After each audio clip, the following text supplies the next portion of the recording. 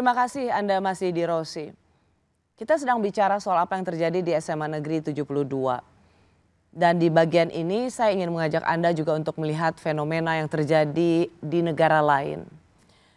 Seorang remaja berusia 16 tahun asal California, Amerika Serikat, mengakhiri hidupnya diduga setelah mengikuti tindakan sesuai saran ChatGPT. Saya masih bersama Direktur Reserse Kriminal Umum Polda Metro Jaya Kombes Iman Imanuddin serta psikolog klinis forensik Cassandra Putranto.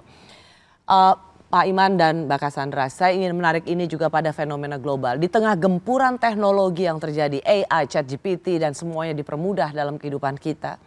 Tetapi ternyata ada resiko atau harga yang harus dibayar yang juga harus kita antisipasi. Kalau tadi kita lihat apa yang terjadi di Amerika Serikat. Seorang anak curhat dengan ChatGPT. Dia merasa sendiri, dia merasa kesepian, dia tidak tahu harus datang kemana. Maka dia bertanya pada ChatGPT. Dan ChatGPT itu menyarankan ia untuk mengakhiri hidupnya. Kenapa ini cukup relate saya tanyakan pada Mbak Cassandra? Karena penelitian saat ini memperlihatkan anak-anak Gen Z lebih senang curhat dengan ChatGPT daripada dengan seorang psikolog. Ternyata saat ini ketika mereka lebih mudah dengan ChatGPT, mesin yang diajak bicara bisa memberikan jawaban bahwa ya it's okay untuk mengakhiri hidupmu.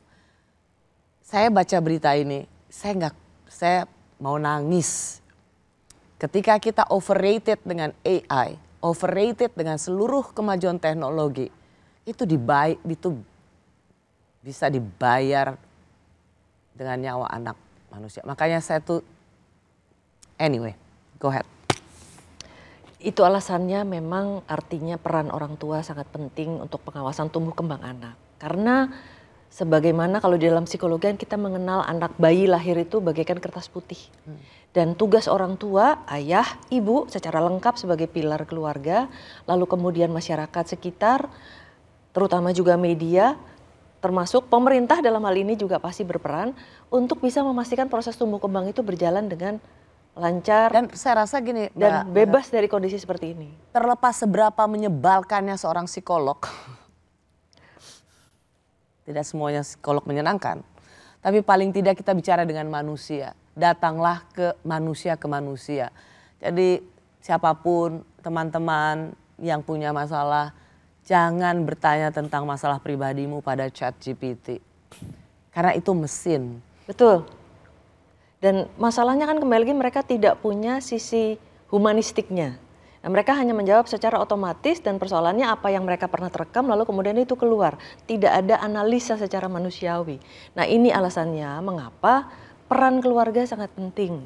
Nah, ketika dinding dan pilar-pilar itu tidak ada, proses tumbuh kembang anak menjadi tidak bisa kita harapkan untuk tumbuh secara sehat, fisik dan mental. Kecerdasan itu kan tidak hanya intelektual saja, tapi ada mental, emosional dan sosial. Kenapa saya mengutarakan fenomena ini? Karena ketika dengan seluruh kemudahan global platform teknologi informasi AI, chatbot dan lain sebagainya, ChatGPT, bisa jadi loh ketika si anak berkonflik dengan hukum ini, dia bertanya nih pada ChatGPT, saya sering dibully, bagaimana saya melawan?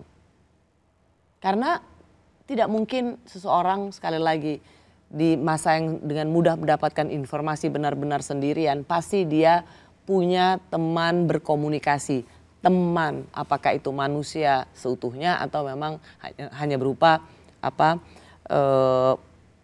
mesin atau artificial intelligence.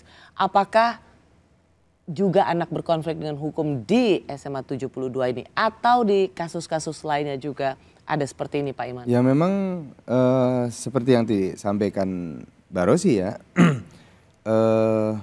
perkembangan teknologi ini di satu sisi sangat membantu. Tapi di sisi lain juga ada potensi yang bisa membahayakan.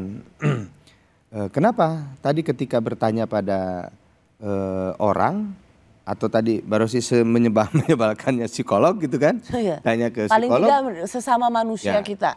Masih Dia punya manusia hati. seutuhnya. Ya. Masih punya hati, tapi bertanya ke ChatGPT. mesin, ya, dia kan tidak punya hati, Tidak punya kompas moral tidak juga. punya kompas moral juga kan.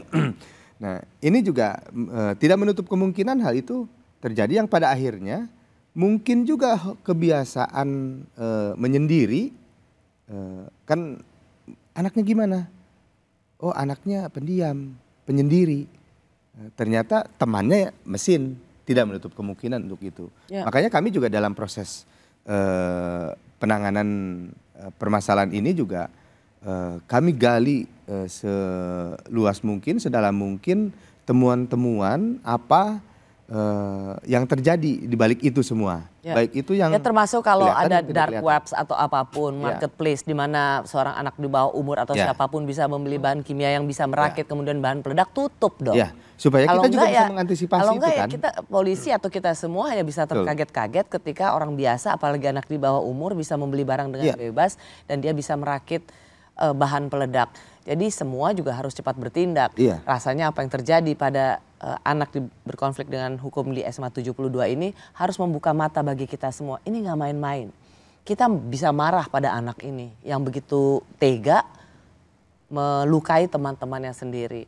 Semoga cepat sembuh untuk semua korban di SMA Negeri 72